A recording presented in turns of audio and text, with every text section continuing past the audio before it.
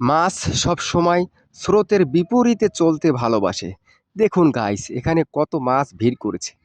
এর একটু পাশেই দেখুন স্রোত আসতেছে। এই যে একটু দেখলেই আপনারা বুঝতে পারবেন। এখান থেকে স্রোত আসতেছে। আর এই স্রোতের পাশেই মাছগুলো এখানে জড়ো হয়েছে। তারা খেলা করছে। দেখুন কি সুন্দর লাগছে। মাছের বৈশিষ্ট্যই হচ্ছে মাছের প্রকৃত বৈশিষ্ট্যই হচ্ছে স্রোতের বিপরীতে চলা।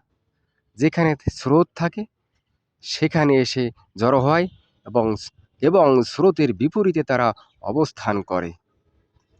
এই যে বড় পুকুর, এই বড় পুকুরের কোথাও আমি মাছের এমন সমাগম এই মুহূর্তে দেখতে পাচ্ছি না। দেখতে পাচ্ছি শুধু এইখানটাতেই। দেখুন, শুধু এইখানটাতেই আমি দেখতে পাচ্ছি।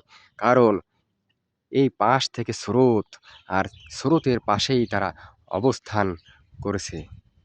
স্রোতের বিপরীতে চলাই হচ্ছে মাছের মূল ধর্ম, মূল বৈশিষ্ট্য। ধন্যবাদ সবাইকে।